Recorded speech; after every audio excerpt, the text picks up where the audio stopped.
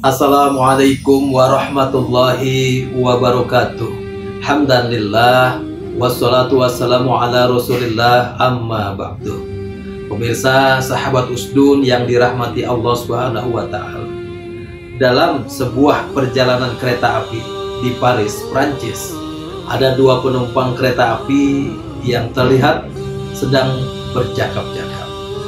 Seorang yang pertama adalah seorang profesor dan lawan bicaranya adalah pria tua yang membawa karung yang ditaruh di bawah kakinya. Sang profesor kemudian bertanya kepada pria tua yang ada di depannya, "Wahai tuan, gerangan apa benda yang ada di karung yang kau bawa itu?" Maka sang laki-laki tua tadi menjawab, "Ini adalah tikus dari ladang gandum saya yang akan saya kirim ke pusat kota untuk penelitian laboratorium pemerintah." Sang profesor makin tertarik ketika mengetahui ternyata yang dibawa oleh pria tua di hadapannya adalah kumpulan tikus yang ada di dalam karung. Saya ingin bertanya, "Wahai tuan, kenapa Anda setiap beberapa menit sekali menendang-nendang karung tersebut? Dan kadang Anda menggoyang-goyangkan?" Sang pria tua tersenyum dan berkata, "Ketahuilah nak, bahwa sesungguhnya ini adalah kebiasaan di daerah kami. Ketika kami menangkap tikus, kami masukkan ke karung, maka setiap beberapa saat kami tendang karung tersebut atau kami goyang-goyangkan agar tikus-tikus yang berada di dalam karung itu sibuk berkelahi satu dengan lainnya. Kalau kami diamkan saja karung tersebut, maka tikus tersebut akan tenang.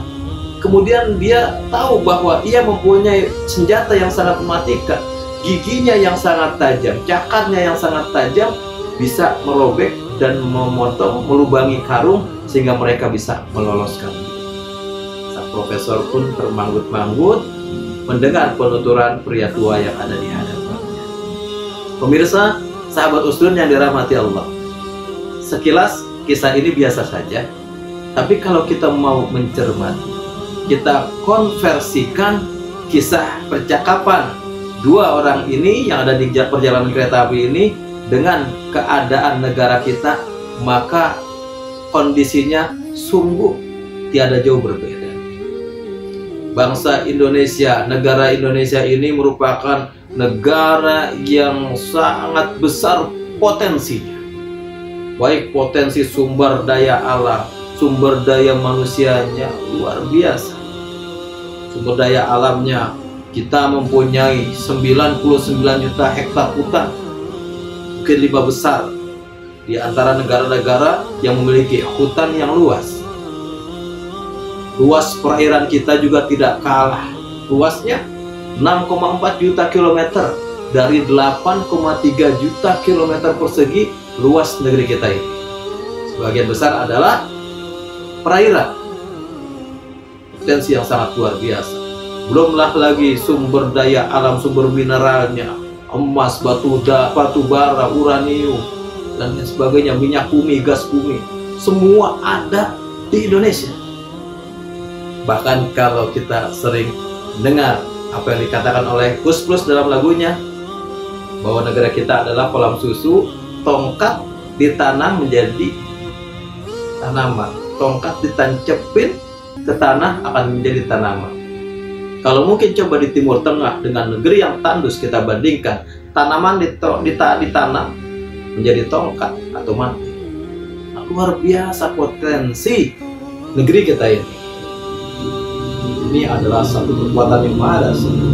Bahkan ada mungkin pameo atau ujar-ujaran dari negara barat bahwa ketika Tuhan menciptakan Indonesia, Tuhan dalam keadaan tersenyum. Luar biasa, semua ada di Indonesia. Dan ini tentunya membuat orang-orang yang mempunyai kepentingan merasa terancam, merasa tidak nyaman kalau Indonesia akan dibiarkan aman terus-menerus.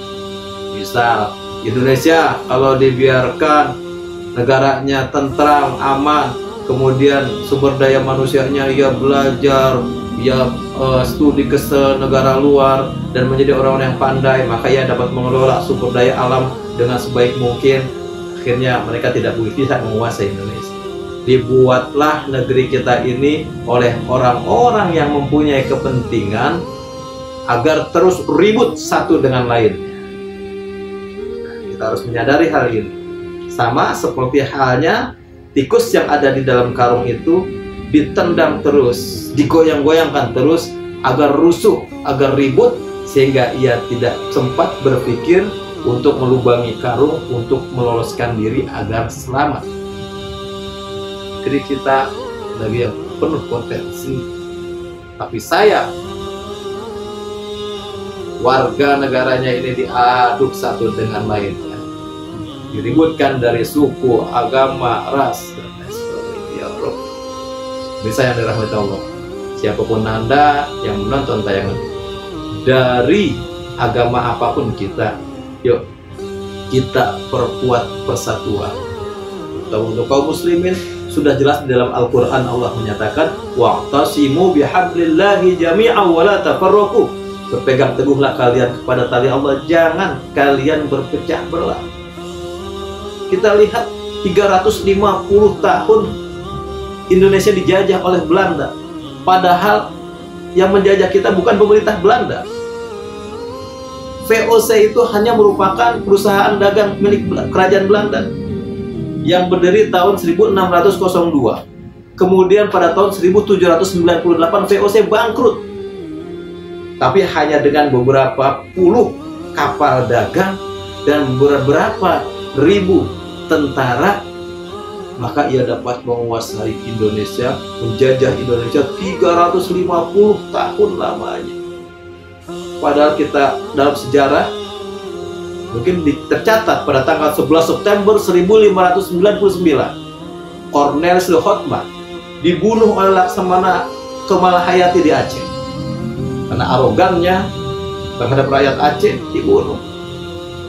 Akhirnya selama ratusan tahun Aceh tidak bisa dikuasai oleh Belanda.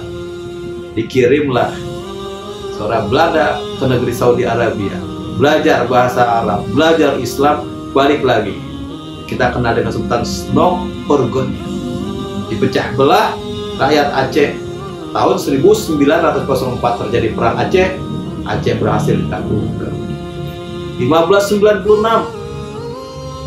VOC diusir di tanah Banten. Kemudian politik divide et impera, pecah belah, adu domba dilakukan oleh bangsa Belanda, sehingga inilah yang menyebabkan negara Belanda bisa menguasai Indonesia ratusan tahun lamanya. Padahal kalau kita mengukur potensi kekuatan militer Belanda saat ini, militer Belanda terakhir data tahun 2015 diungkapkan bahwa militer Belanda berada di urutan 35 dunia, sedangkan Indonesia kekuatan militernya berada di peringkat 14 dunia. Jadi dalam peta kekuatan militer, maka saat ini negara Belanda pun sudah tidak ada apa-apanya dengan negeri kita Indonesia. Nah, jangan sampai pemirsa yang dirahmati Allah, potensi yang ada membuat kita lengah, kita diadu domba, begitu mudah dipecah belah satu dengan yang lainnya. Jangankan antar umat beragama, sesama umat muslim aja kadang kita saling bertengkar satu dengan lainnya. Seperti tikus yang dia digoyang-goyangkan oleh bapak tua tadi, ditendang kiri kanan, sehingga tikus itu dia lupa untuk menyelamatkan diri. Dia lupa untuk meloloskan diri, padahal tikus itu punya cakar dan punya gigi yang sangat tajam. Tapi ia sibuk berkelahi, berantem satu dengan lainnya. Akhirnya tikus itu pun berhasil dibawa dan mengikuti apa kemauan yang dilakukan oleh pemiliknya atau pembawanya. Pemirsa yang dirahmati Allah, semoga tayangan singkat ini bisa menginspirasi. Jaga persatuan, kuatkan ukhuwah antar umat beragama, sesama umat beragama, dan antar umat beragama dengan pemerintah. Sekali lagi, jangan kita mau diadu domba, jangan kita mau dipecah belah. Mudah-mudahan negara kita menjadi negara yang baldatun thayyibatun wa rabbun ghafur. Demikian, wallahul muwaffiq ila aqwamit thoriq. Assalamualaikum warahmatullahi wabarakatuh.